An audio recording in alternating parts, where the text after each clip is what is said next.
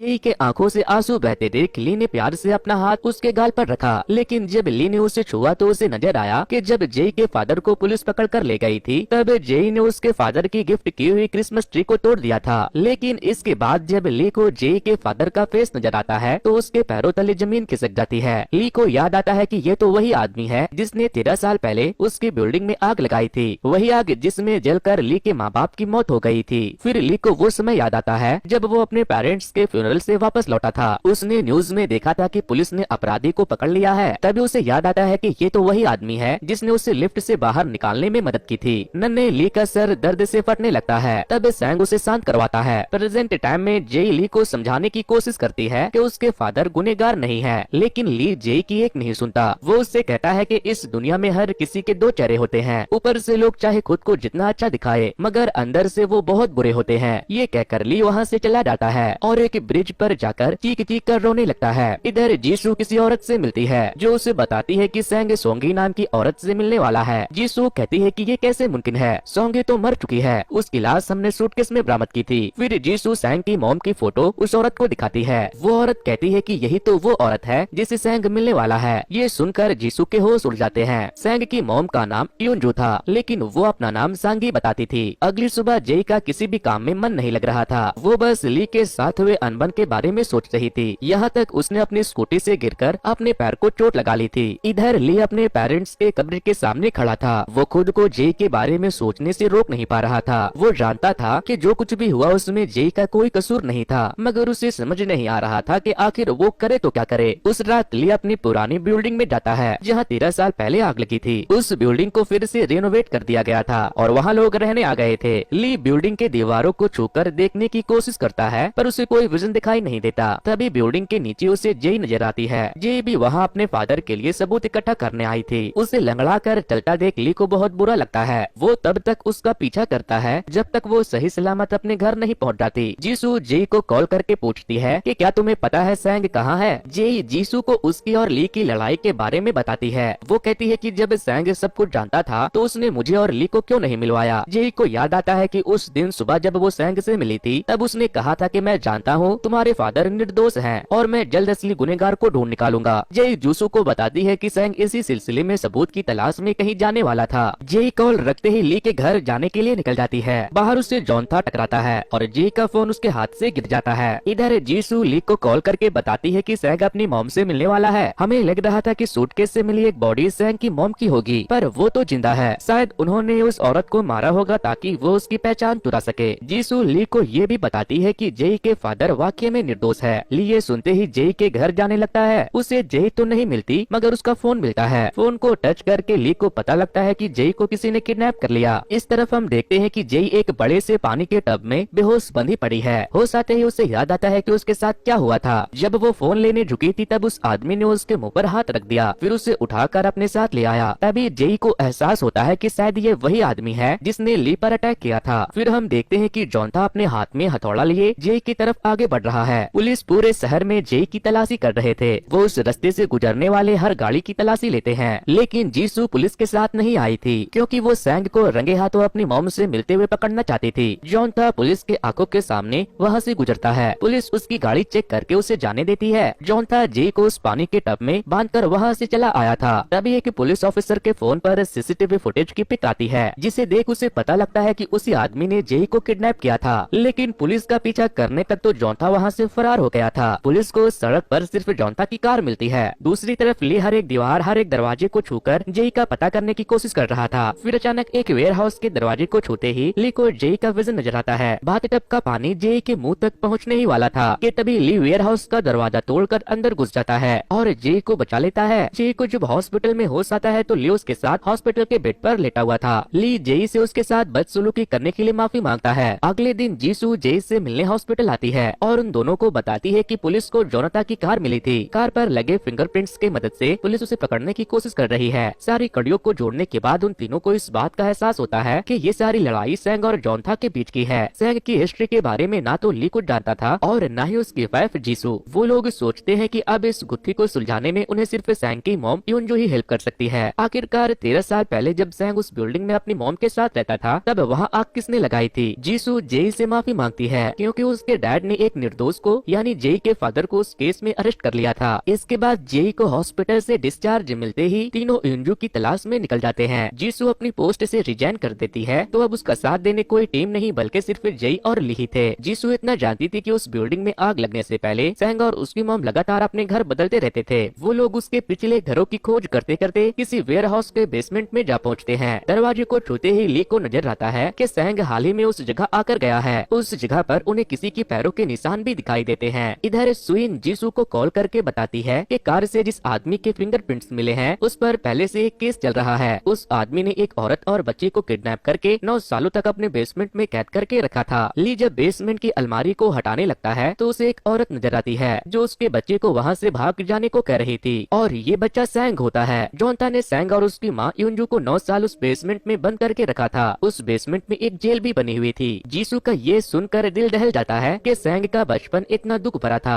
ली चीजों को छूकर और जानकारी लेने की कोशिश करता है। तभी उसे नजर आता है कि युनजू जब छोटी थी तब जोंथा ने उसे किडनैप कर लिया था। जोंथा खुद भी उस समय टीनेजर था।